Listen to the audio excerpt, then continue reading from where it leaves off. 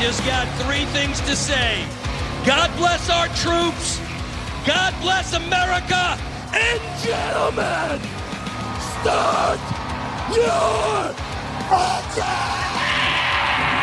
How long you been racing? Oh, 100 fucking years, you stupid fuck. Where? Come here, you little Hey, come here, you Madsen is howling on James McFadden.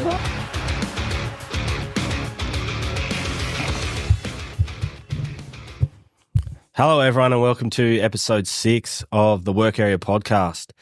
Moving into something that I'm a little bit more keen to get stuck into, the more long-form interviews where we get to know the people in the sport and get to learn a little bit more about them in depth away from the track. So today we've got a fella who has won a speed car national title, his podium another national title. He's got 5 WA speed car state titles, a Victorian title, a South Australian title.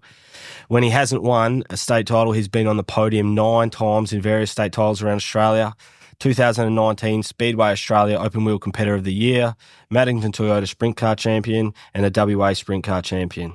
It's Dayne Kingshott. Dayne, how are you? Yeah, really good, mate. It's a pleasure to be on. Yeah, all those stats correct? I think so. There's a few there now. I've been doing it for a while, so yeah, haven't really been keeping tally on them in the last few years, but yeah, sounds about right. Yeah, we spoke about it before. It's actually really hard to try and find out people's statistics. You got to jump from site to site, and like I got each individual state. I had to check Queensland, everything. I didn't know exactly where to look, but we got there in the end, mate. But all those aside, what would be your biggest claim to fame outside of Speedway?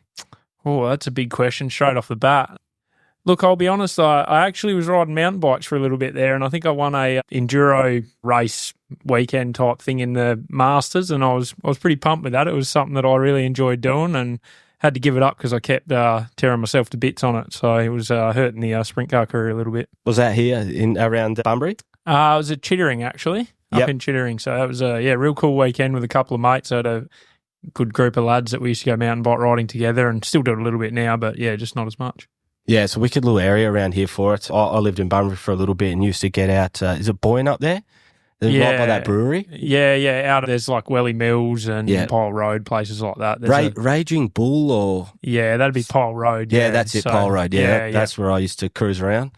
Mate, and the other thing, with all those achievements, right now, what would be the most prominent one in your memory? Like, which one do you sort of think about when you think what you have achieved? Obviously, winning the Australian Midget Championship was a pretty big deal with my family team as well. You know, we put all our money into that. You know, myself and my old man and sponsors and friends and all that, and just to achieve something on that bigger level with the budget team we have was pretty badass. But you know, nowadays winning the Maddington Toyota Sprint Car Series last year, that was probably I'd say best achievement in Speedway, just because it's just such a competitive scene at the moment in WA. So to be able to tick that one off, especially when, you know, that was especially Krikke Motorsport's goal was to achieve that, and to get that done, that was, definitely pretty cool.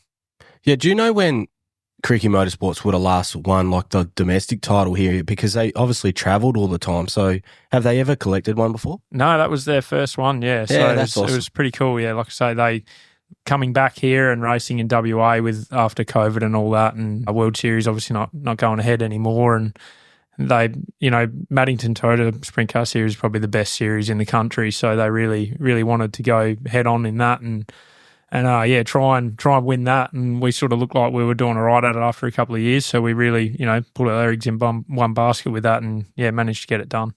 Yeah, that's. Yeah, I can't disagree with that, because when I wrote that question down, I thought about what I would say if I was you, and that's probably the order that I'd put it in as well. Obviously, the national title, and then the local series here, because I've banged on it about it before, but it's tight. You can't slip up. There's no bad nights, and just with that, I actually was in the car on the way here, and I started thinking about like how long you're in the car and how little mistakes you can make. Do you know how long? So if no crashes, how long do you reckon that you would be in the car between hot laps, qualifying, heat race, dash, and a feature?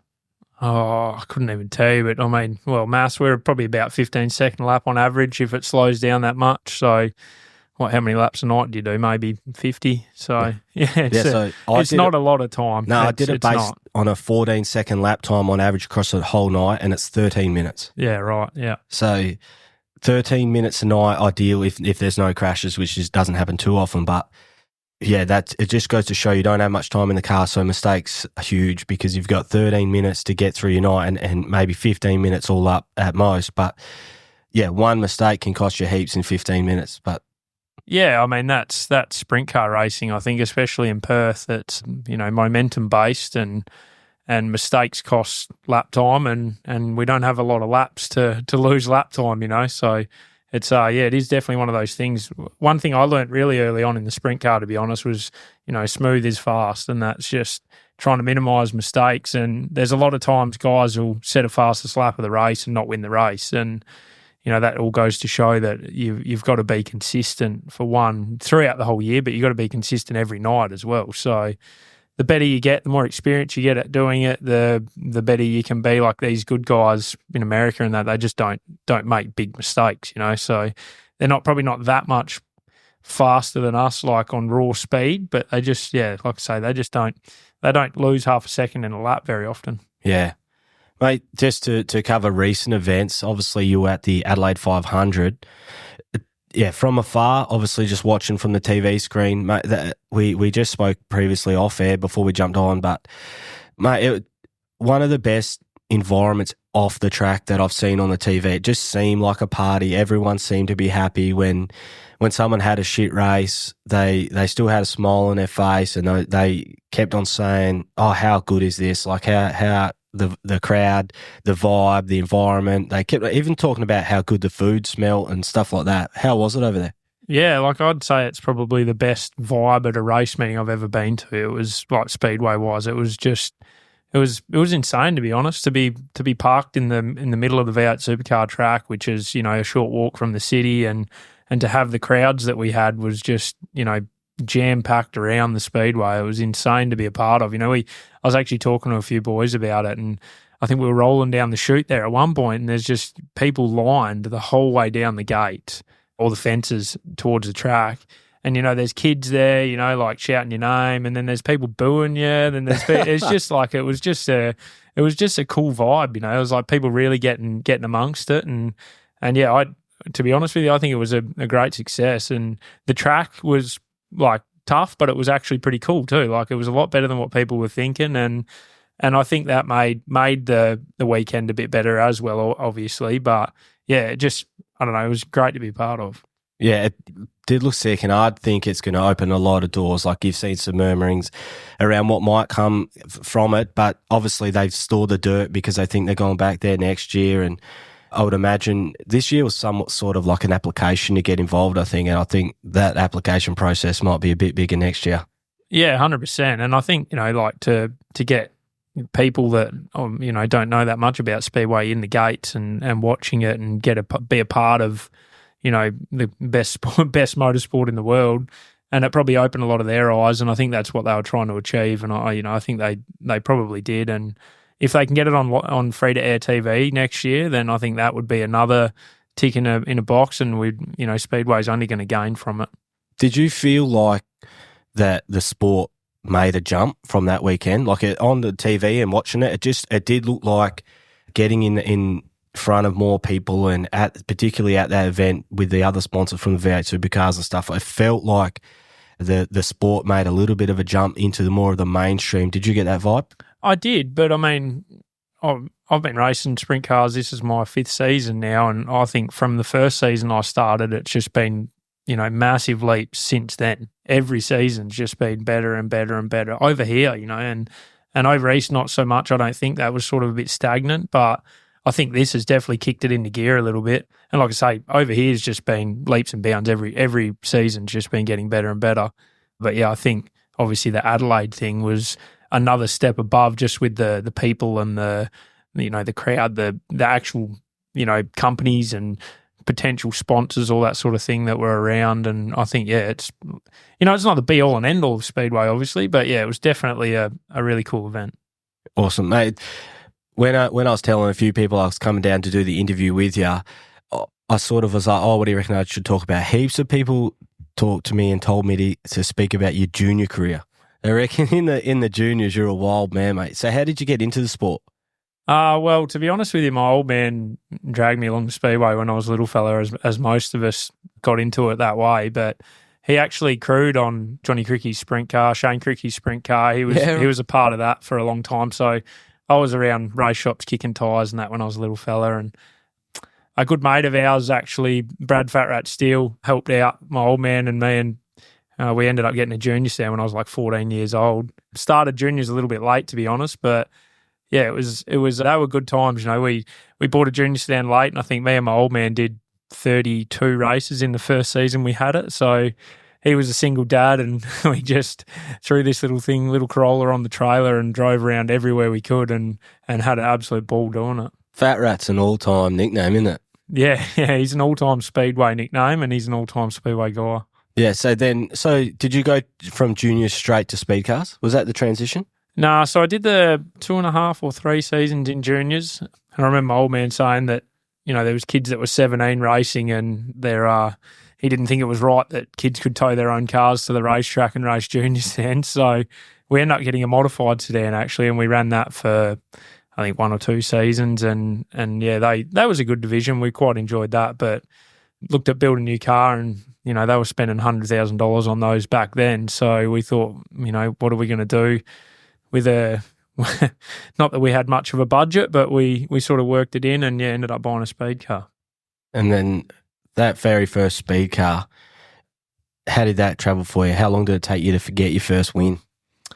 I can't remember how long it was my first win. I think we learned a lot about speedway in those first couple of years in the speed cars. We bought a second-hand car out of America for pretty cheap and did about 6 races and blew the motor up, and then I think we got that rebuilt for the next season, did another 6 races and blew it up. And one of my family members, actually, my close auntie, doesn't have any kids, lives over east, and she sort of was caught wind of what we were doing, and we ended up getting a new motor for it. Not new, but, you know, a better motor, and got it rebuilt properly and spent a bit of money, and then started, you know, moving up the field. I think we might have won with that motor within a couple of races sort of thing. So, and then it all sort of just went from there. We started, you know, deciding that, you know, doing things properly is the only way to do it. So built a new car. Obviously by then I was a tradesman, so I was earning a bit of money I could spend on it, and yeah, we built a really good car and put a good motor in it, and just, yeah, from there on it just took off. Mate, that is one thing that I've learned so far with Speedway.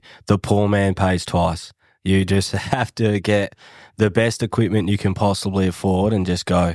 Yeah, 100%. And I still see it now, you know. I still see people come in the sport, and it's hard to give advice because, you know, a lot of people don't listen or don't understand until they learn it themselves. But yeah, one thing I've learned with Speedway, like you say, if you don't do it properly, it'll cost you more in the long run. Stay home if you're struggling, if you don't have enough time to put in the shed during the week, or you've cut corners on parts, just stay home and just wait till the kitty builds up and then go once you got all your stuff, I reckon. Yeah, well, I mean, it's hard though because you still got to go and learn too. That's the thing, and we got to have, Speedway has to have those people that are out there learning. You know, without them, we're not going to have anyone. So it's a real catch-22. But like I say, I feel like most people that are successful get to that point and realise that, you know, to do this successfully, I'm going to have to do it properly, which, you know, and a lot of the time it's not even spending your own money. It's just working on sponsors and just, you know, it's hard. Obviously it's hard, but, you know, it does work sometimes. Yeah. Mate, then that speed car's obviously flourished into when I was almost stalking it on YouTube, looking up stuff and seeing what it used to be like. But it just looked like, you know, it seemed to be like the good old days, like the video clips and stuff. It seemed like you and Maddie downstairs there just cruising around Australia trying to get wins. And talk about that period of your life and what are your memories of getting on the road for the first time with the car and just running tracks around Australia? Yeah, I think it was probably the best thing I've ever done in my career. Just we were a tight-knit family team and we just absolutely loved racing, you know. So none of us, you know, well, Maddie and I didn't have any responsibilities. My main sponsors were Ryan and Shane Krikke, or the whole Krikke family, and Matt's old man, Cochrane Shearing Shed. So we had a good bunch of sponsors on board, them and a few others. And we never had the budget, but we just somehow made it work, and it was a hell of a lot of fun. I'd have different mates flying over for different events, and we'd have a good time. We'd have beers after it. We wanted to win, and we're still no different to that now. And we tried our hardest to win, and I think that's maybe why we were successful at that point in time, was because we just hated losing. So we were out there working our butts off to get better every week, and like I say, that was super fun. It was tough. Don't get me wrong, it was tough financially. It was pretty hard, but it was all part of the learning process, and I'd go back and do it again tomorrow. It was so much fun. Yeah, that's again, like I talk to people, try and just get as much information as I can so I don't sound like a nuffy on you, but that's what they're saying, like you almost had to win to get to the next race, so that was the driving force behind it. And then the other little snippet I got was sometimes you were in the car park at the pub drinking beers in the car because you didn't have the money to go into the pub. So I don't know if that's true or not. No, I don't think that's probably a bit far-fetched. We always had enough money for a beer budget. Yeah. That was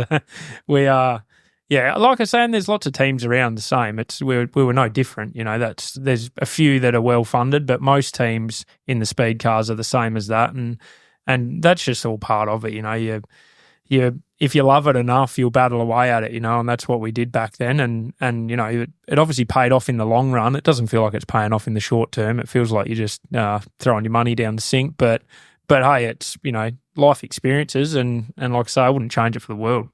Yeah. Were you sort of the only WA team at the time doing that, or was there a couple of other crew sort of trying to hit those races as well? Yeah, so I think that was probably around the time of the Speed Car Pro Series when they bought that out, and that was quite big for speed cars back then. So I think there was like 3 or 4 WA teams travelling. We seemed to travel the most, though. I think we did sort of everything we could, not just the Pro Series. So it was, one of those things. There was at that time in speed cars, it was actually quite a big scene, the way that they did it. I think they're trying to build that up again now, which is pretty cool. But yeah, it's back then, there was a few teams that you knew on the road, and we didn't race like World Series type schedules, but it was still cool to go and do 5 or 6 races in a series over East and have 4 or 5 other WA cars with you and all the guys and like I say, yeah, it's probably no different. I never did World Series, obviously, but probably no different. You race hard and then you party just as hard afterwards. And did you feel like WA was behind you? Because I know I've sort of followed the sport pretty heavily over maybe the last 5 to 8 years, but say next week Bennett Motorsports is heading over, and when the WA teams go over, I really follow them, and I love to see how they go, but more so seeing how they just sacking up and putting everything on the line and going over and fully testing themselves. I love that about it, and more often than not, the WA teams go over, and you don't seem to see many teams doing it the other way around. Obviously, there'd be a number of tracks and stuff like that they could do more closer to home, but yeah, it's a massive commitment from the WA teams to get over there, test themselves against it, and go hard. Yeah, definitely. I mean, I sort of don't think there was that much of a following for us when we did it back then. It was one of those things that we just did it. We got to a point where we were racing Perth, maybe a couple of country tracks every year, and other good guys would come over and you get your butt kicked, and we were just like, we just need to race more at different places and just get against not better people, but just different people and get better at it. And that was our sort of mindset behind it. And I think after one season of racing, on the East Coast, we come back just that much better for it. So I think that was the main reason we did it. But yeah, it definitely didn't feel like there was people behind us back then. There might have been, maybe, I don't know, but it just seemed like we were just doing it off our own back and trying to get better, and no one really sort of give a shit back then. But I like to see it now. Like you say, Tommy Payette and that heading over East, and that's pretty cool. I think that's what makes people better. Yeah, I wasn't ignoring them. I have this photo saved. I can't find it. It was a speed car that you run, and on the name said Beast, and it just looked like a wild thing. Do you remember that car? Yeah, so I think that was Paul Jordan, his name was. That was probably my first ever drive outside of my own race car. it was over in Lismore for an Australian title. And funny story, the guy actually, he's a bit of a wild man. I still talk to him when I see him now, but yeah, we rocked up and for the first night there, and he wasn't even there. And me and Matty are just like standing around. We're like, where is this guy? We've just flown, 6 hours, driven 2 hours or whatever it was, and the guy's not even here. And he rolled up. One heat had already been done. I think this was the week before the Aussie title. One heat had already been finished. And he's like, oh, we got to roll it out, and we got to put oil in the motor, and we got to do it. And we're like, what do you mean? Like, we've just flown over here. So we rolled out in the B main. I think I crashed or something, and just the next week was Aussie title, and that was the lead up to it. And I think we ended up making the show. I think we were running in the top 10 there for most of the race, and we ended up going okay, but it was just a real eye opener to me, to driving race cars for other people and not having it the way you do it. And yeah, it was wild times. Mate, I'll put it up on the Instagram post when I do it.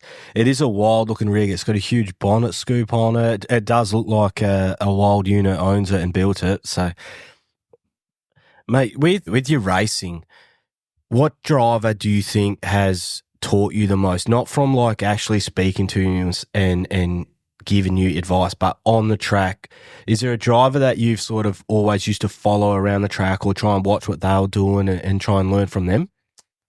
No, not really. Not that I can think of, to be honest. I'm just always, on the track worrying about what I'm doing, trying to get better at what I'm doing. And if there's guys better than me, seeing what they're doing better than me. And I don't think I've ever really, especially not competing with people, I've never looked at someone and been like, oh, I want to get to their style or they're better than them. Like, fuck, man, every second night you go somewhere and there's 10 guys better than you. It's just, that's the way it is. You got to work on yourself and just keep trying to get better. And like I say, I've obviously sitting in the stands as a kid, I used to watch guys and think like, man, they're so good, and yeah, I guess like the Tatnells of the day and all that crew, I guess, Max Dumpsey, like all those guys, when I was a real young kid watching racing, you could just watch the way they go about it. And then probably as I got older, going to America to watch and see people like Donny Schatz, just how smart of a race car driver he is. And I think that's, even though we're not in the car for a very long time, I just think you can race smart in these things. And yeah, that's obviously what I try to do. Try to do it, and it doesn't always happen.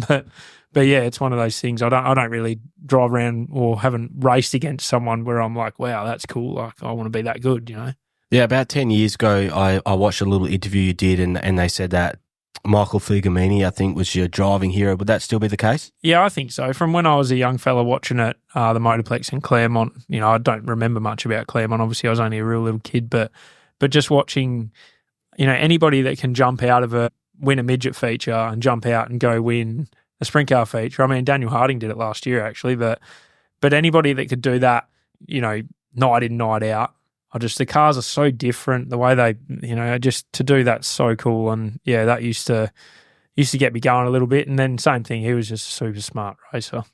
Yeah, everyone now at the top end of the sport, I've sort of first noticed it, listen to Rico Abreu, everyone does talk about being more patient and slowing the race down, and it's from obviously having no idea what's actually going on there. It's a really foreign concept to when you actually watch a sprint car race.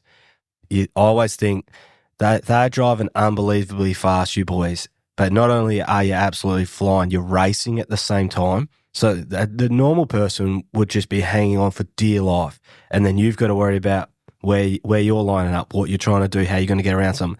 Then someone slides you. Then is someone crashing up there? Like, I think that there's been a couple of people that I've spoken to that come to Speedway recently after listening to the podcast, or if some of my friends that come to the Motorplex, they're genuinely mind-blowing that the sport is so elite and so fast, and it's almost just like an amateur operation. But yeah, I think you're saying before that you've had to learn to race smarter and slower. It's just, yeah, again, it's a crazy concept when you actually watch that sprint car race to know that you guys are almost just like calm in there and just cruising and just trying to pick your lines off. And was that like your first race in a sprint car? Was that Monty Motorsports, or was it that Double Deuce?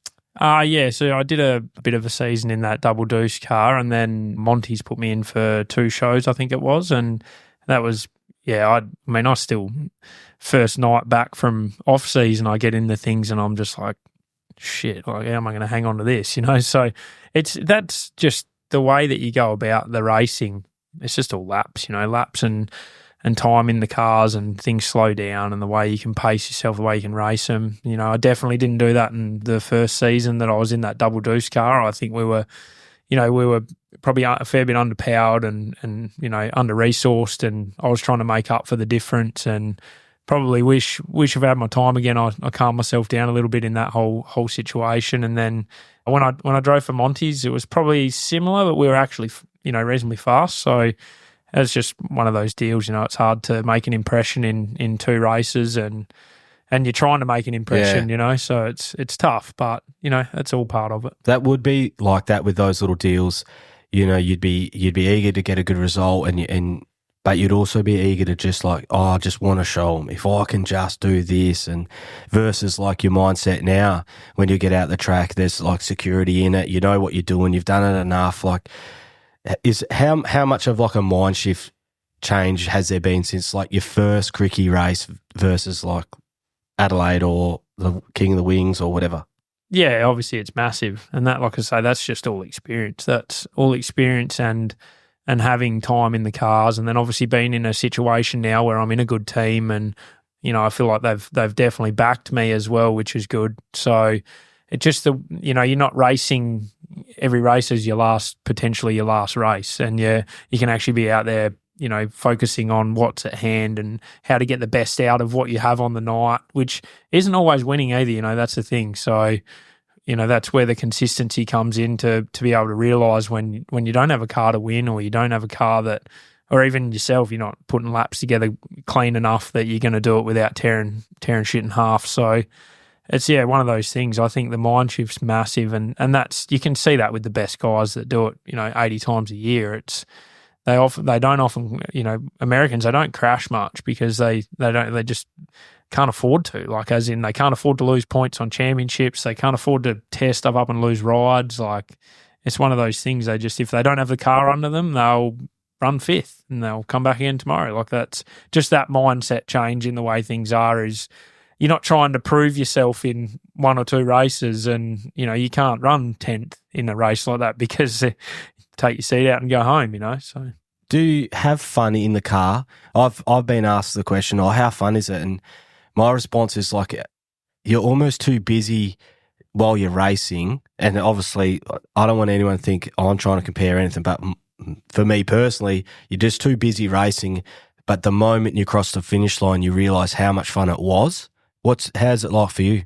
I think it's a hard question. I actually get asked it a lot from people that don't know much about speedway, and it's, I guess when you look back at it, it's fun, but you're only fun if you, like, in my eyes, and without sounding, cocky, it's only fun if you're good. Yeah. So if you're out there and you run 10th, or you run a 15th and your car's no good and you're no good, it's no fun. It's no fun at all. Like, it's terrible. Actually, I could think of a lot of better things to be doing than that. But when you're good, when you're passing cars, when you're winning races, like, that is obviously super fun. So that's, I don't know. It's a hard question to answer. I think maybe when 20 years' time, when I'm sitting on the hill and watching kids kick around in them, I'd be thinking back then about how cool it was to rip a lap in a 410 sprint car. Would you rather win a race from pole or come from 10th? Which would you rather?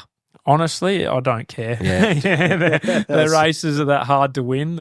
I feel like they're as hard to win off a pole as they are out of like the second or third row, because in sprint cars, stuff changes so much throughout a race that if you're leading the entire race, you can get caught out real quickly. So I don't mind being a little further back than pole, but then, with the fields the way they are at the moment, if you're more than, past the third row, then it's nearly impossible to win at the moment. Yeah, because that's what I've been watching. When whoever's off front, the guys behind you are so smart. It's like they check stuff, they do move lines, and you guys learn so quickly that the bloke in pole has to easily be the quickest car, otherwise he's a sit and duck. And if he doesn't catch onto a line, you guys learn so fast and just boom, you go. It's awesome to watch.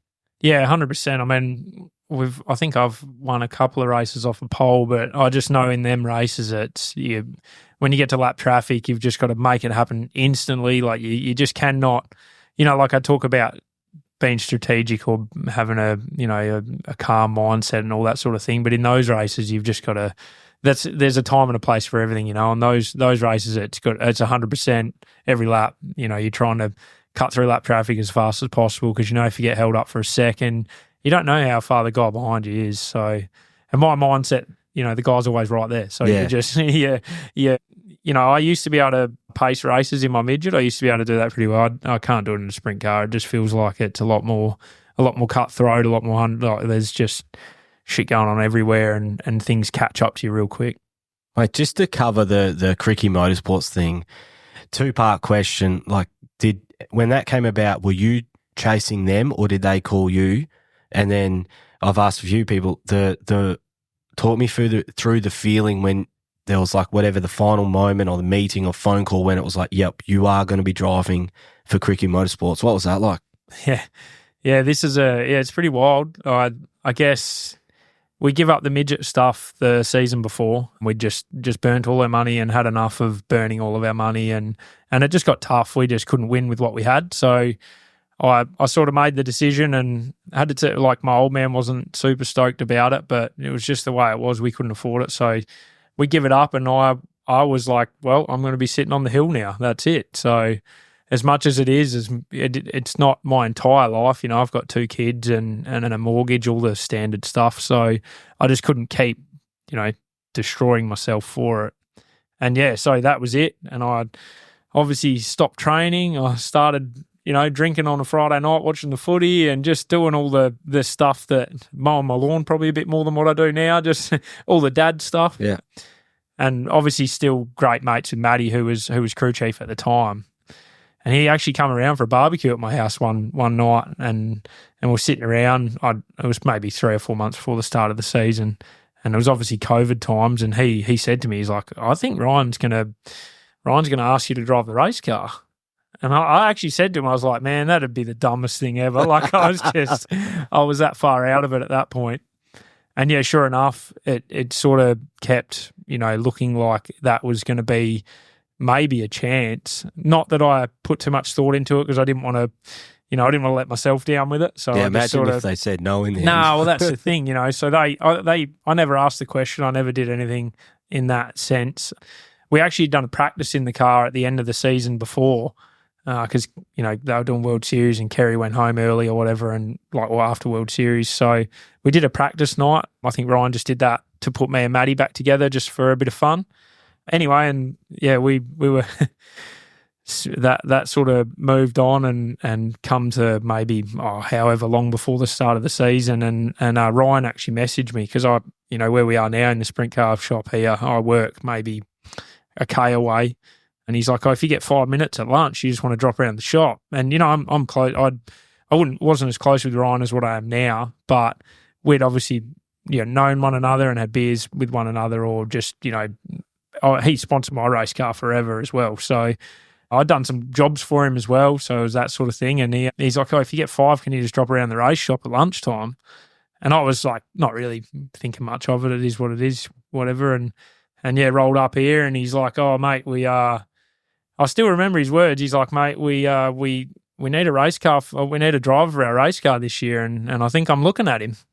And I was, obviously stoked. And I don't even know how to, I think I shed a tear, to be honest. It was, a childhood dream. I've been doing this forever. And to be given a chance to drive a sprint car for I think the best team in the country was just, still even now, it gives me goosebumps, to think that I got the chance.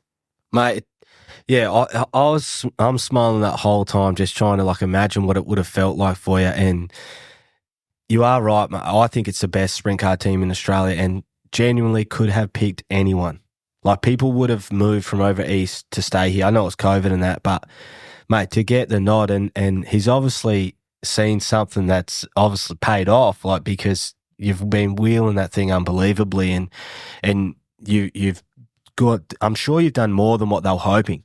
But yeah, that's where come over in lunch, mate, and then get told you get to race for Krikke Motorsports, mate. Did you knock off work that day, or was it straight back onto the welder? No, it's back to work and trying to get through my day thinking about it. And I had a bit of extra weight to carrying around. I had to start thinking about getting rid of as well, and just maybe start thinking about myself as a race car driver again. And yeah, I don't know. It just it's one of those things. It's been a 1 year deal from the start type thing, and it was just for COVID, and we'll just see how it goes. And next year we'll work on that if we feel like we want to, or all that type of stuff. And they've been super good. Like, honestly, the best people I've ever driven for in my life. They've been amazing. But yeah, it's still, obviously, it's a lot of pressure too. It's a lot of pressure to roll up in probably like one of the best race, like I say, best team around, but equal gear to everyone else. I'd never really had a good opportunity at that. So yeah, it was a lot of pressure, and Ryan always told me pressure is a privilege, and I've taken that on board, and yeah, just tried to run with it.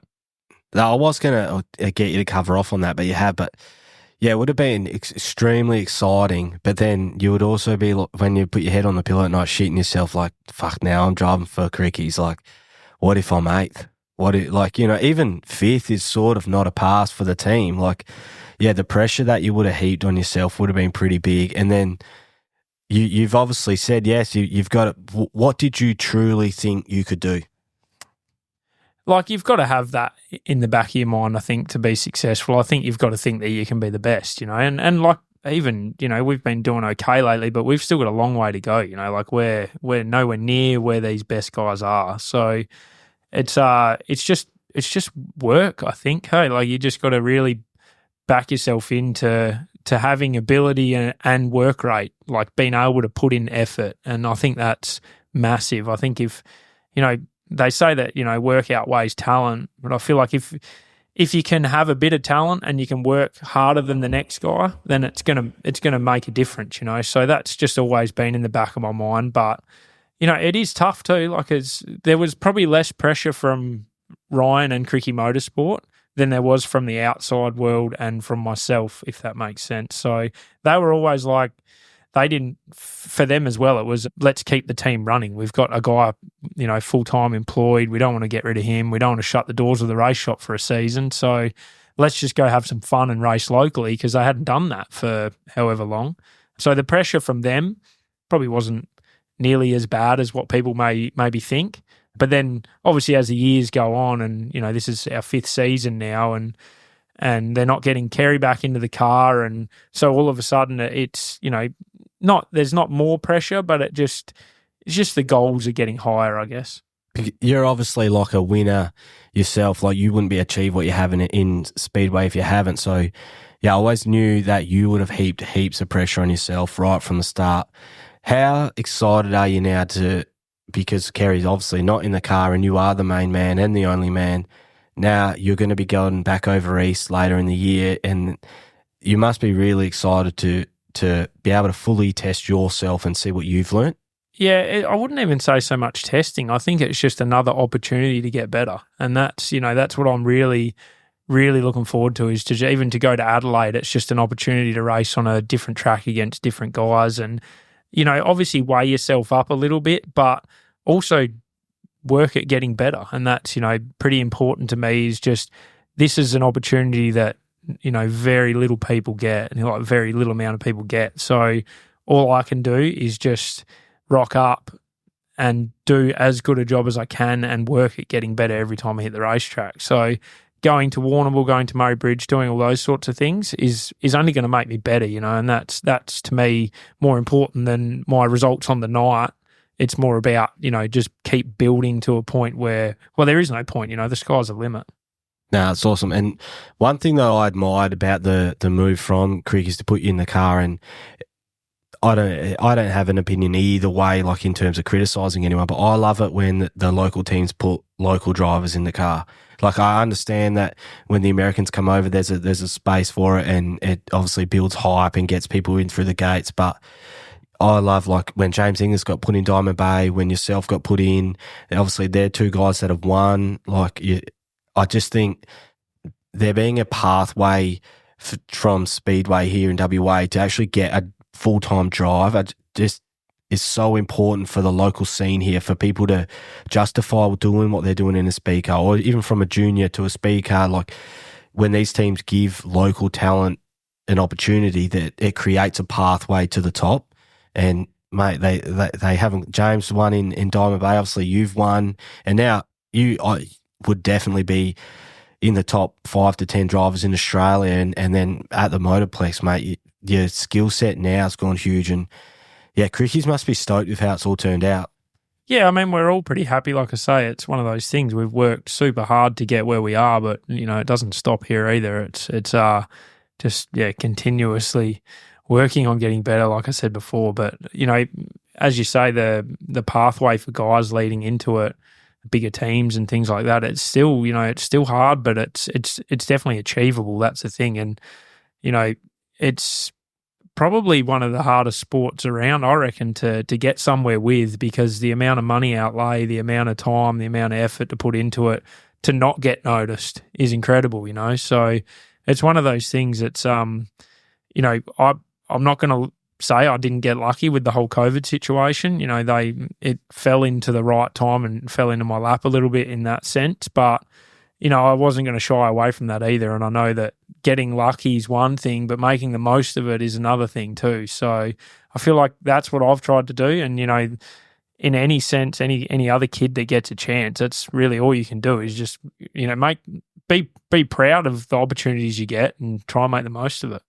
Obviously, your speed car career, it helped you, but I was going to say the harder you work, the luckier you get. But like you said, if it's luck, the luckiest you ever got was when you were drinking piss on the couch, watching footy and mowing the lawn. 100%, and that's what's so weird and funny about it. Like I'd proper given up on it, Like as bad as that sounds, I was content with sitting on the hill at the speedway and watching and taking my kids and doing all that sort of thing, but I wouldn't say I was done with it. I just was content with the fact that I'd given it everything I had, and I'd I wouldn't say fallen short. Obviously, we had great success with the midget, but this is where I've always wanted to be. Like by far, I get asked that a lot as well. And this sprint car stuff like this is what I used to grow up watching. What I loved. The speed cars are badass, but that's what our budget had. It definitely wasn't sprint cars, so that's what we did. But just to be in a sprint car now, this is what I've always wanted to do.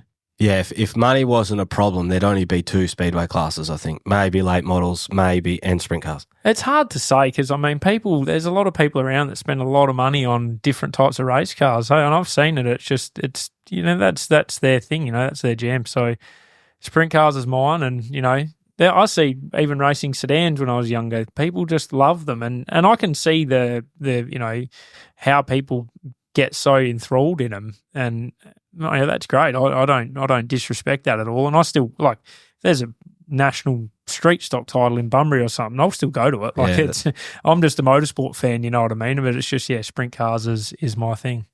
How hands on are you with the car? Do you do any work on the car yourself, or are you just a driver? No, not anymore. Not as much. I do.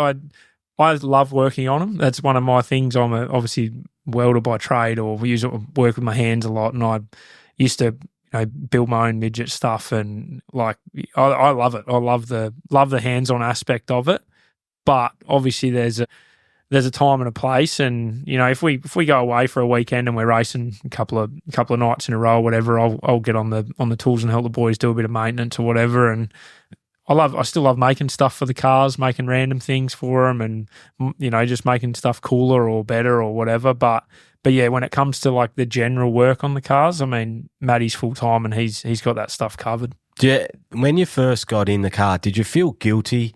Other people doing the work and then you're there, or is it strictly business and you knew you had a job and they had one? Yeah, 100%. It's everyone has a job. That's the way all sport teams work. Hey, that's how the best sport teams work. Is everyone has a job and they do their job properly. And we're no different to that. We've got a really good crew of guys too, and I think that is such a important part of speedway that maybe outsiders don't see. They just see couple of us dickheads getting in a car and ripping around laps and, you know, think that a couple of them are pretty special or whatever. It's nothing like that. It's everything, you know, we're sitting here talking. Matty's still here now down in the workshop working away, and he's tediously working on these things. We've got good guys doing tyres. We've got good guys washing the car, you know, and all that stuff's super important and makes a big difference. Mate, that's an epic little segue, because one thing I did want to touch on was Matty Cochrane's just fingerprints on your career almost. Like, before I obviously knew who you were exactly, like I knew your car and I knew that Cochrane Shearing Sedge logo, the yellow one on the side of the car, and it seems like every video that I've ever seen is somewhere in the background spinning spanners on you. So he's obviously incredibly talented and he hardworking and knows what he's doing. But just speak on your relationship with him and you know what he's done for you and meant to you throughout your racing career. Yeah, well, he's I think we met when we were in school in like year 3. So what school? What was it called? I went to about 10 different schools. Parkfield Primary it was. Okay. And we met in year 3, and I remember he used to draw a little sprint cars and colour them in, and they were badass. I could never draw them that good myself. It used to shit me.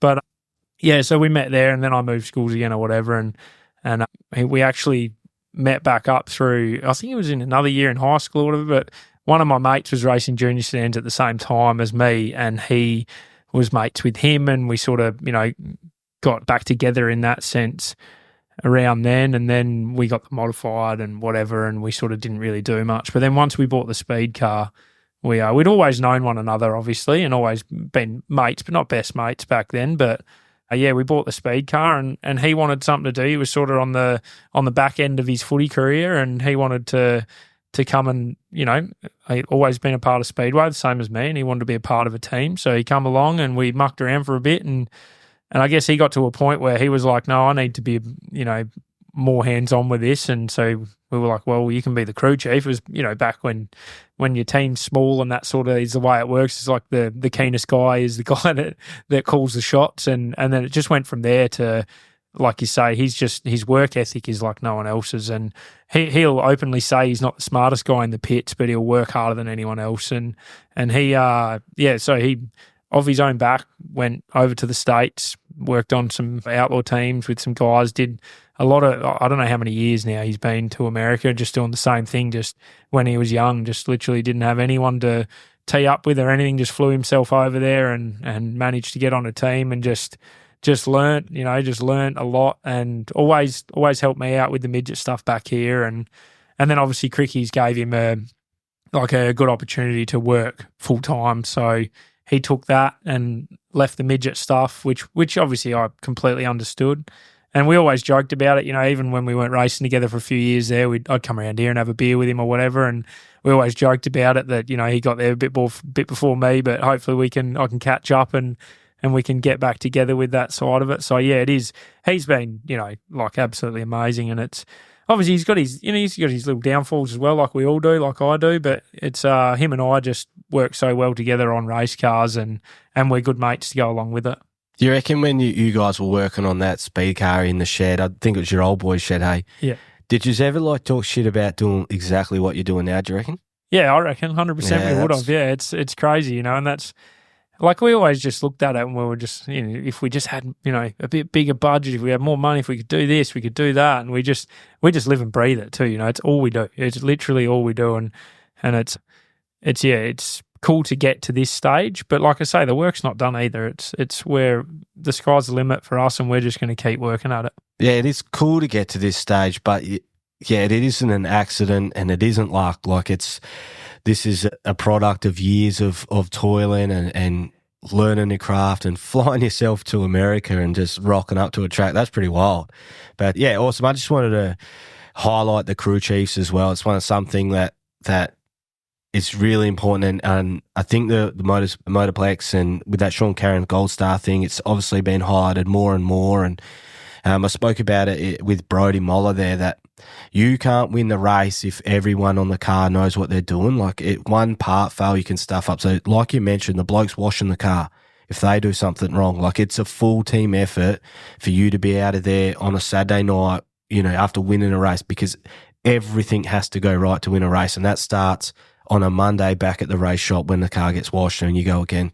Yeah, 100%. I mean, that's I think that's as important as having a good race car driver. You know what I mean? And there's however many guys that could jump into one of these after a few years and be good at it, you know. But to have a group of people that work together well and do their job properly is as important as anything in my eyes. And I think that's a lot of my success personally is because of the people I've got around me. And I try not to take that for granted either. So, but yeah, I think this whole crew chief, you know, deal that Sean Curran's doing and all that's really cool because, like you say, the crew chiefs are a huge part of it. I mean, this is all Matty does. It's his full-time job. So he lives and breathes it as well. And, you know, Brody's no different, and Cody and Jono, and, you know, there's a heap of them around now, actually, the full-time crew guys. And I think you can actually tell the difference in, maybe not in raw speed, but just in the cars, the lack of issues, the consistency of the cars, like all that type of stuff. I think from an insider, you can actually see the guys with full-time crew chiefs, how they get small advantages. Do you reckon that's as a result of Krikke Motorsports? From a genuine outsider looking in, it seems like they're the ones that have always pushed the progression of the sport, and they're at the forefront of, you know, all the little advancements, and like they're the most professional looking team there was. And now everybody's fully onto their team. Like their social media is phenomenal. Do you think that the professionalism, it's not obviously wholly contributed to them, but I reckon Krikke Motorsports is a massive reason as to why the sport is as professional as it is today? Yeah, I think so. I think they've always been the most professional team around. Like from me being a kid, not even being a part of it, looking at the whole situation, I think they've always been one of, if not the most professional team. But I think it has a lot to do with the way that it's been run over here at the moment as well, and it's been pushed hard. You know, we do media days now, we do all this stuff with the Maddington Toyota Sprint Car Series that it's pretty crazy how hard they are pushing the professionalism, and I think you can definitely see that, and it's obviously taking Speedway to a new level. And the sprint cars are, I think of it as almost like the lifeblood of the sport. Like your tyres filter down to other people, your spare parts filter down, so the whole sport needs the sprint cars to be thriving, so everyone else in that can benefit from it, and even other divisions like the late models, like they'll see what the sprint cars are doing, and then it's like, well, if they're doing that, let's do that, and then all of a sudden that filters down to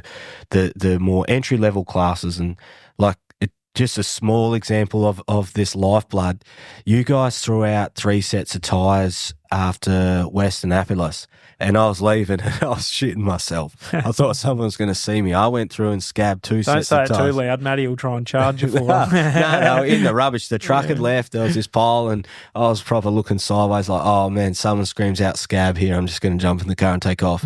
But then those tyres were like good enough for me. I banged them on and then raced them the last 2 meetings. And without that, I got to go and buy tyres for $1,200, and then that obviously impacts how many races I can do and stuff like that. But yes, that's the lifeblood, and the more professional and the more teams that we have, you'll see greater car numbers in the wingless, in the limiters, because the parts are more accessible. And yeah, what Gavin Mygro and the team are doing, and Jeff Kendrick and stuff, they're just taking the sport to the next level. And when sprint cars prosper, the rest of the sport prospers. Yeah, I agree with that 100%. You can see that, you know, when sprint cars are at their best, that, you know, that's just the way it works, is when people are spending money on sprint cars, there's people spending money on everything. You know, that's the way I see it working personally. But it's good to know that, you know, that sort of stuff still happens, you know, because I've seen it. I wouldn't say I've ever done that, but I know what you mean. It's for things that are so expensive like that, for lower classes that can use them, then that's a big benefit, really. Yeah, I think I'm not sure what set I grabbed, but I like to think it was a set you won on, and then I raced them the next Friday night, and that was my first race win ever. Like, I run the feature there at the Fast Friday, and yeah, if you want to see the impact of sprint cars, like, go to a Fast Friday versus a Saturday night. There's like I don't know, maybe 200 or 300 people there. But then when you guys race, we get to race, and all the other classes get to race in front of 5,000 or 6,000 people. So it's an epic thing, mate. Do you think you're a better speed car driver right now? I think this will change if the answer is not sprint cars. I think it changes. But right now, do you think you're a better speed car driver or sprint car driver? I reckon if I got back into a speed car right now, I'd probably flip my dick off, to be honest. It's one of those things that you just progress. I had to unlearn a lot of things from the midget racing to get better at sprint car racing. And when I say unlearn, I think it's more the instinct type stuff where you're, heat of the moment decision making would always revert back to like a speed car in my first couple of years, and you don't even know you're doing it until you've done it or you watch it back or whatever. But yeah, I think I would like to think that I'm probably putting more effort into being a better sprint car driver. So I definitely wouldn't say I'm a better sprint car driver than what I was midget driver at my height of my midget racing, but I'm definitely putting, I feel like I put 100% into the midget, but I feel like somehow I'm putting more into the sprint car, if that makes sense. So I'm definitely not there yet, but hopefully at some point I will be known as a better sprint car driver than midget driver. Yeah, I think so. It just seems like, just from chatting, it seems like even though you're trying to win every race, like every race is just a stepping stone to be better for the next race. Yeah, that's how, I guess, how I've always looked at it, and that's probably as a team how we look at it as well, is to just, you're never as good as you think you are, you're never as bad as you think you are. It's one of those, there's always going to be someone better than you. Like, it's just, that's the way it is. So if you can focus on yourself and just continuously rock up and try and get better, then, I guess there's only one way to go if you're getting better, and that's what we're trying to do. What's the best race you've ever driven but didn't win? Oh, I don't know. I try and forget those ones. No, I couldn't even tell you, to be honest. I think, actually, back in my speed car days, this one the boys get up me about this every now and then. I can't remember exactly what happened, but we end up starting like a Magic Man race. So back in the days of having, 2 or 3 Americans and all that sort of thing, and having big fields for it. And I think we started a Magic Man race. Maybe we would have been, in the last 2 rows. We must have missed a heat or whatever happened. But I think by no shit, by like lap 3, I was passing Davey Ray for the lead, and just went for like a big slider and got a bit of a bounce up and snapped torsion stop clean off this thing and just half tipped over. And the boys were that bird up at me. They wouldn't even talk to me for like half an hour after the race. And they were like, you're easily the quickest car, and you just went out there and threw it away. So probably not my best race personally, but like just one of those races that sticks out in my memory. But, that sprint car racing now, you can put a perfect, like you feel like it's never perfect, but you can feel like you put a perfect race together and you can run 5th. Like, that's just the way it is at the moment. You can put a race together where you don't feel like you're that good and you run top 2. Like, that's just the nature of it at the moment, and how tough it is over here to win races. It's you just reflect on it at the time, learn what you can and move on. Do you ever get nervous like in the shoot before you go out, or have you just done it enough that it's almost second nature? No, I'm nervous every race. Yeah. No, every awesome. race, yeah. Qualifying, hot laps, like anything, I'm nervous, Once you flick the switch and you put your visor down, it all goes. But yeah, so I've always been a nervous person. I know the first race of every season, I struggle to sleep the night before, and it's just one of those things. It means that much to me that I want to do my best, and if I don't, it's part of it. But I guess I put that pressure or that nervous energy on myself. When you go out there, is there ever, when you think about it, back on it, is there any moments that you can remember recently where you knew you were going to have to do something like you weren't fully comfortable with doing, in terms of like, we're going to have to be like on the wall flat out, or man, we're going so fast tonight, like I'm not scared, but do you remember any races where you're just like, if I want to win, I'm going to have to do this and I don't know if I want to? No, I don't think so. Not that I can remember. No, I sort of know races where I feel I'm going to have to do something special to run good. Like I know that there's times where I don't feel that good, and I'm going to have to either change what I'm doing or I guess pull something out of my ass to make something happen. But yeah, I don't think I've ever been in a car and thought I'm going to have to uncomfortably do something to be good or make something happen. It's just, I think it's one of those things you just hit everything as hard as you can and just try and be, I don't even know how to explain it, but yeah, it's one of those things you're trying to do the best. And if that means, running in on the fence with your right front and that's the fastest way around, then that's what you got to do. If it means you got to run the bottom and be fast, and that's what you got to do. That's part of it. But obviously there's a risk versus reward thing there as well, which I think I try to be pretty good at. I can forget about it sometimes, obviously, like any race car driver. But yeah, it's risk versus rewards probably more for championship type, deals where you don't want to throw a race away when you're a 5th place car and end up sitting on the infield with 20th. So. Well, so when it seems crazy, like you're not even a little nervous when you guys are right on the wall. Is that just standard for you? No, I would say I'm pretty comfortable up there. Like when I say not nervous, there's obviously but not times like, when there's times when you enter the corner and like, oh, this is a bit hot, and you got to turn the thing left and gas it up, and like there's always times like that. But that's naturally in a race. That seems to be, maybe I don't know if it's like Kwinana, like on the fence with nothing there, that could be 6 to 7 times a race, probably even more, where you just pucker up for a second and do what you think's right to get out of that situation at the time and not lose too much speed. Because it is fucking wild to watch it when you boys are doing that. Like, if I had to take mates and show them what it is, it wouldn't be hot laps, it wouldn't be anything. It'd be lap 25 of a feature when you guys look like 20 centimetres off the fence lap after lap. That's what I'd want to show someone and go, that's what these guys can do.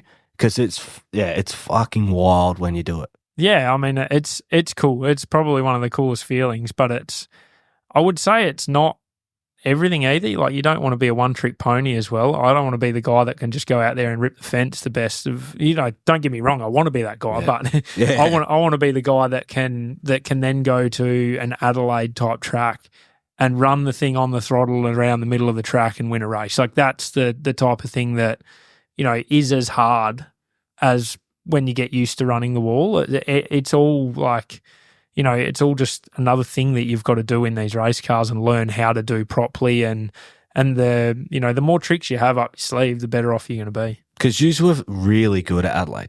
Like, I spoke about it with Travis Armstrong on another one. You guys were like a bee's dick and some luck off podium, the whole thing. Like, I don't know if you remember, it looked like on TV, and like I said, I was yelling, Alex Orr sort of tried to like pass you back as you lapped him, and then you sort of lost touch with the leader, and then it sort of snowballed from there. And then, the decision with Caden Manders to get your rear of the field generally blew my mind. I'm sure you were like, and I loved seeing Matty's interview. You could tell that he was fuming, and he sort of said a little bit of what he thought, but you could tell once that mic went away, he would have been rage. But the speed and to speak with about that is how you're saying you want to have those tricks. Like, you definitely had them at Adelaide. Like, did you feel fast there? And the other question that I was sort of thinking about then is, how quickly in a feature race do you know if you're fast?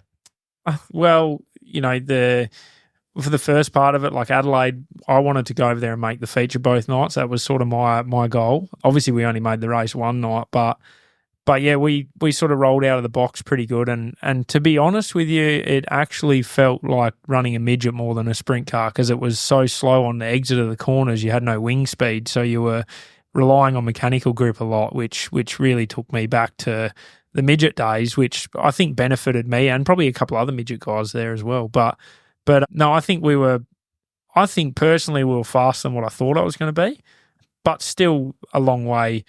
Like, we started outside pole that first night, which is one of them things. We won the heat because we timed okay, started at the front, won it, made the dash, pulled one in the dash and ran top 2, which, like, nothing bad, but nothing super impressive either, So then when we started outside pole in the feature and ran however many laps in second, but yeah, I sort of got balked in lap traffic there, but then, I got passed by by Brock Hallett, Jock Goodyear, Michael Stewart. Like, you're talking the best guys in the country at the moment, and they don't muck around, you know. Like, once one of them got by me and that sort of killed my momentum, it was just a slippery slope from there. But it sort of was one of them things where I do think we were faster than, well, I personally was faster than I thought I was going to be over there. But again, you know, we didn't make the show the second night, and maybe I probably, you know, I would do that move on Caden again any other day, and that's the way that flies, and it sort of sucks that took away from our weekend a little bit. But yeah, I don't know, we were happy, but again, you know, in that feature race, those guys started driving by me, like the best guys started driving by me like I was standing still. So we've still got a lot to work on. Yeah, and then so say at the Motorplex, how many laps do you reckon it takes before you think, we don't have the carton, or yet we're on? Like, is it straight away, or I always hear you guys talk about wait till the fuel load comes off and stuff like that. So how quickly do you know? Yeah, I don't think you really can properly know in a sprint car, because especially in Perth, like, you see the way some of the races pan out. Like, I'm sure there was guys at the King of Wings that crashed out in the first couple of laps that were kicking themselves because they probably would have run top 5 if they just rolled around, you know. And you just don't know how sprint car races are going to evolve and how they're going to pan out. So, but to answer your question, I mean, the cars, when you're at the start of a race, if you can feel that you're fast, you can get by cars, but you know, you also know that if your car's fast and you can get by them, you need to do it now, because your car's probably not going to be that good at the end, and when everyone else's will be good. So it's one of those things that you just have to. It's 30 laps isn't very long, but a hell of a lot changes in that time. So you can never be like too, you know, disappointed or upset with the car you've got at the time. You've just got to try and make other things work and try and make something out of it. And you know, there is other times where you get in a car and you're like, man, this thing's fast, and you win the race. Like, but that doesn't happen very often. Yeah, because that definitely was the case at King of Wings. I'm sure, like, at one stage you thought we're going to win, then you would have thought, shit, we're going to run 10th, and then all of a sudden, the gap that you closed up and then opened up at the end was huge. It was like 5 different races in one race. Yeah, well, that alone was a cool race for that aspect of it. You know, like, we started the race and we were super fast at the start, but I was driving it up through the middle, sort of like sliding through the slick up to the dirt on the exits, and I did that for maybe 5 or 6 laps, and I was passing cars or catching cars or whatever, but I got to a point where I'm like, oh man, I'm going to kill my tyres doing this every lap, so I need to either just commit to running right up on the dirt to conserve my tyres. I started doing that and I dropped a couple of spots, and then you're like, oh, now I'll get after it, and then you're still not getting anywhere. So it's like, oh, well, you know, you think you're going to win, like you say, and then I think I'm going to run 10th, and then towards the end there, I knew that it was pretty hard rubber, and I'd saved enough tyre that I could actually use a bit at some point.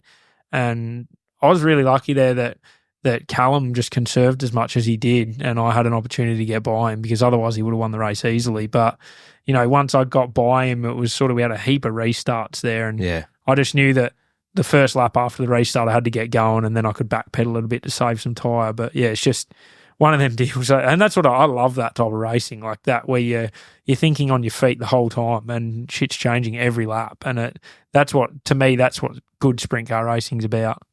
What do you think your biggest strength is, like, when out there? Is it that patience that you've built up, or what do you think your biggest strength is as a sprint car driver? I don't know. I think I'd like to think of myself as a smart racer. You know what I mean? I'm not sort of someone that's, oh, you never know. It's a tough gig, but I like to think that I can think through situations, you know, or races pretty well. And I don't know. It's one of those things you can't talk yourself up. It's like I say, there's so much I have to work on still. But yeah, I would say that that's what I have been trying to work on, and I've probably changed my mindset a lot from the first year I raced to where I am now with that. Yeah, no, that's fair. It seems like both you and Callum, yeah, that's your strength. There's people that are as fast as you, but it's just consistent, no mistakes. You know, time after time, it's you two lads up the front lately. And one thing I noticed is, like, I'm not sure if you listened, but in your very first heat race of the year, the 2 Mayolo lads kept on jumping the starts, and I think you were on the outside pole and they jumped you, and you just turned in one of it. It just got restarted, but I just right from the very first heat race, you just turned hard left and hit a gap between them and just hammered down the straight. I was like, mate, it's just that the skill there that you had to just not hesitate. You realised that the person on pole had jumped. You knew there'd be a gap. You just hit this gap and went. It was sick to watch. Yeah, I don't even remember it, to be honest. It's one of those things. But it's, honestly, the heat races are the toughest race of the night because it just feels more cutthroat for some reason than a feature. I don't know why it is, but it just feels like that is so important to your starting position in the feature, So it just seems, for some reason, the heat races are just brutal. And that's, one of those things that every heat racer, I'm probably, honestly, I'm not as good a heat racer as a lot of these guys. I'll probably, try harder at being a good feature race driver, which I think there is a difference, but maybe that's because I probably drive a little calmer than some, but yeah, again, I don't know, bit of self-promotion. But I think you're right, because those heat races are like a sprint, and say like you are a better driver than most, so they might be able to fluke 8 laps, but they can't fluke 30. But then they probably realise that as well. I wouldn't even say that. I wouldn't even say that I'm a better driver. That's not how it. You tally up some of the wins that some of these other guys have got, and they're Jason Kendrick, Brad Maolo, Jamie Maolo, it's insane, man. Like, these guys are that good, but for whatever reason, it's not clicking for them, and actually Maolo's it is this year. They've been really good. So, and Kendo, Kendo's only ever one show away from winning a race. Like, he's just one of them guys that's just still good. So it's definitely not been a better driver. It's just having what we're doing clicking at the moment and trying to, but like I say, that changes in this sport so fast. So it is what it is. Make hay while the sun shines. Pretty much. That's exactly right. What's the bucket list race that you want to win moving forward? I'm assuming there'll be only a couple of contenders, but what are you desperate to win?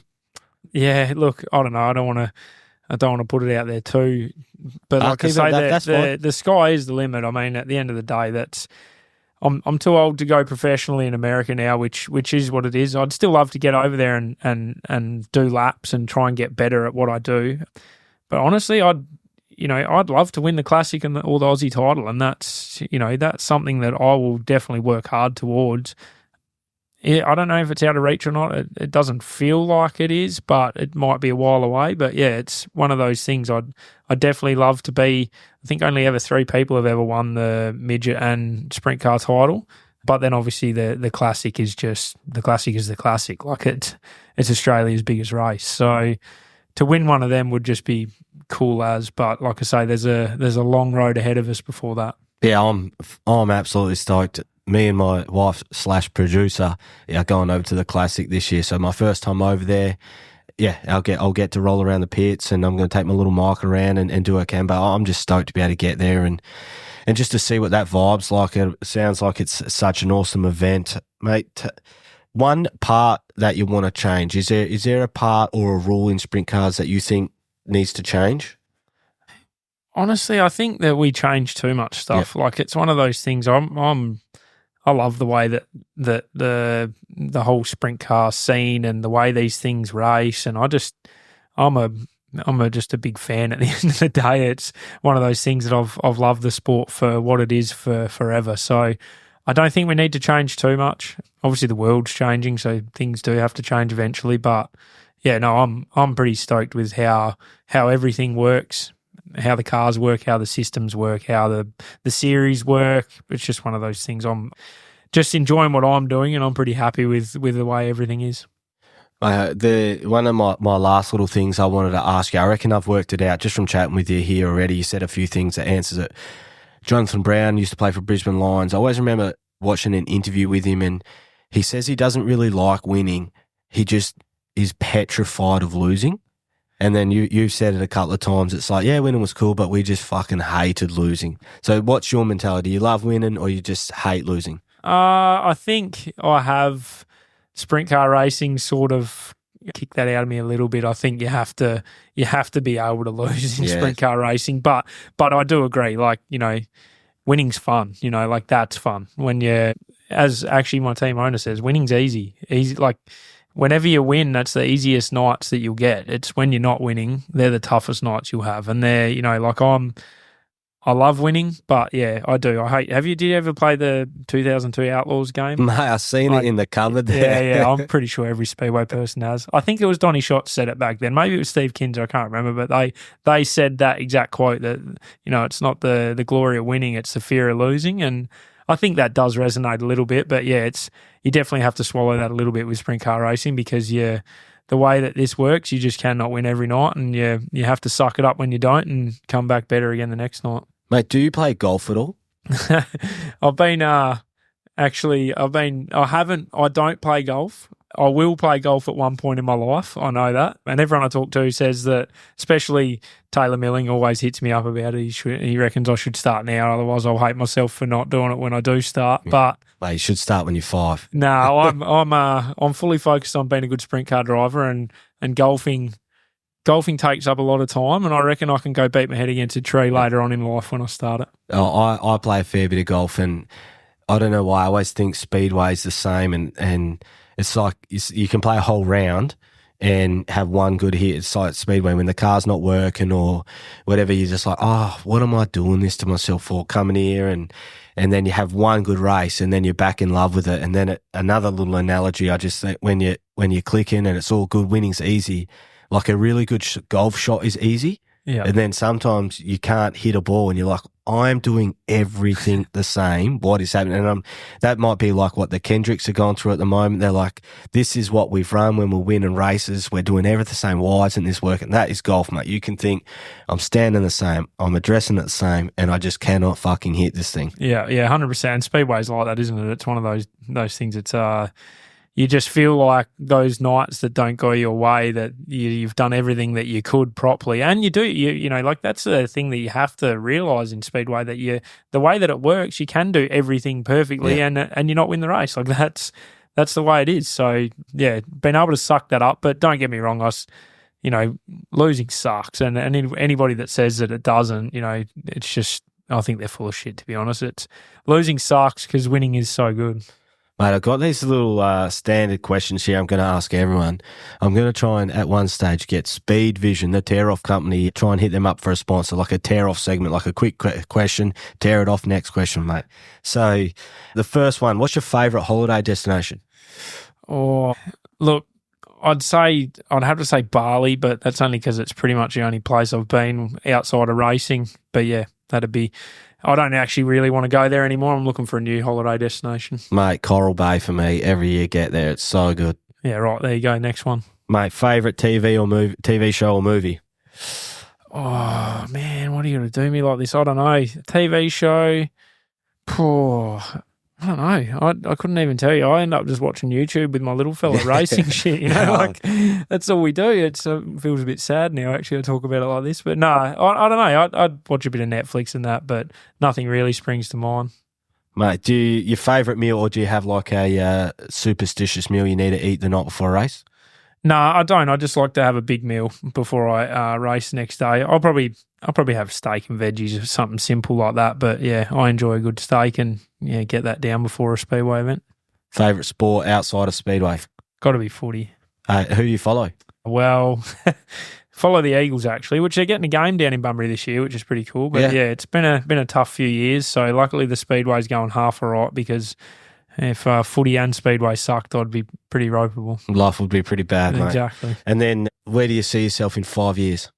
Hopefully better at this, and yeah, that's about it. I think me and my missus are done for kids, so I'm not going to have another one of them. That's probably better at this, and following my young fella around a go-kart track somewhere, and taking my daughter to dancing and all that sort of stuff. Bitumen or dirt carts? Dirt carts, mate. Yeah, he's got him a dirt cart already.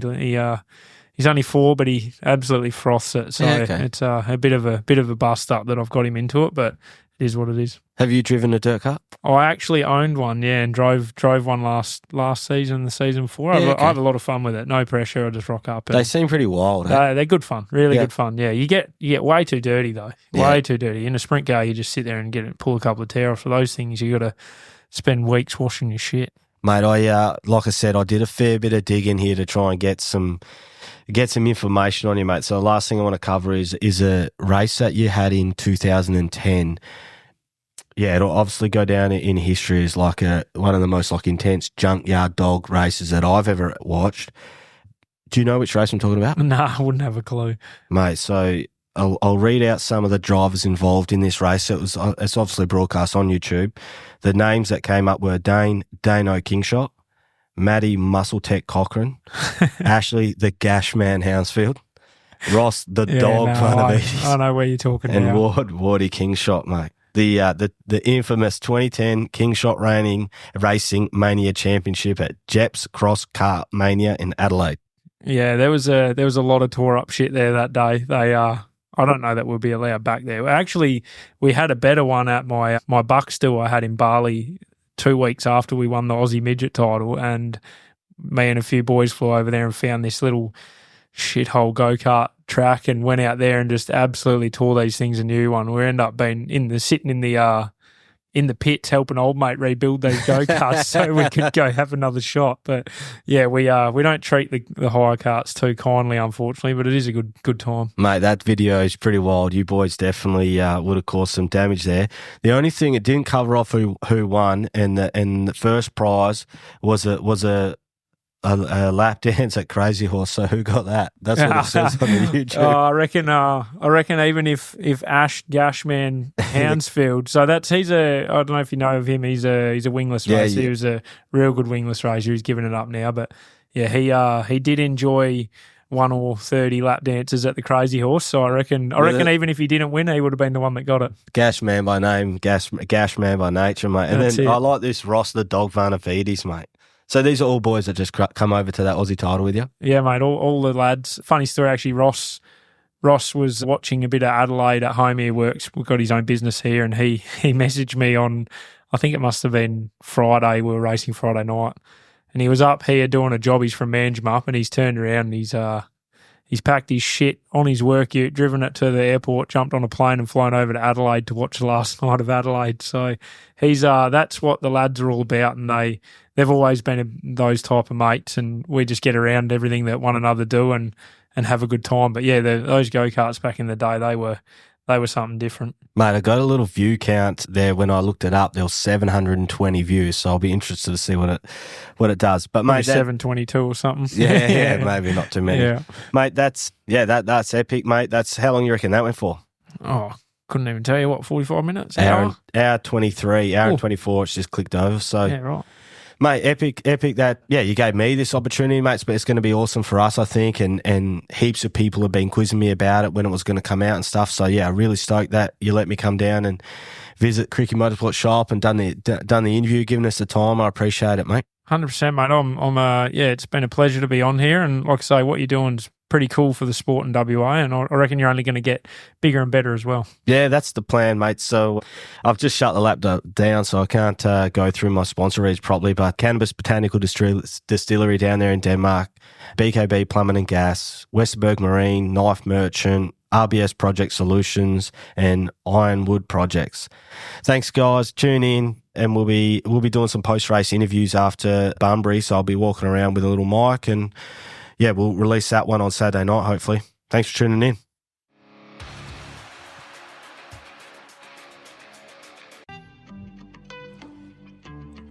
This episode has been brought to you by the following companies. BKB Plumbing and Gas. For all your plumbing needs in the Pilbara, contact Brody and his dedicated team. From domestic water softeners to large-scale commercial projects, they got you covered. Cannabis Botanical Distillery. The finest and most delicious beverages in Western Australia. From vodka, gin, seltzers and ginger beer, plus many more. Find them online at cannabisbotanical.com.au, on Facebook and on Instagram. Westerberg Marine. The world's best boats built right here in Albany, Western Australia. Call and speak to Reece Jones and the team to see how they can get you out on the water in style. TPE Group. Proud sponsors of many race cars in the pits around WA, local speedway clubs, and all-round motorsports enthusiasts. If you're in the market for any of these sponsors and they can help you with something, please get in touch with them. Let's support the people who support the sport. See you at the track.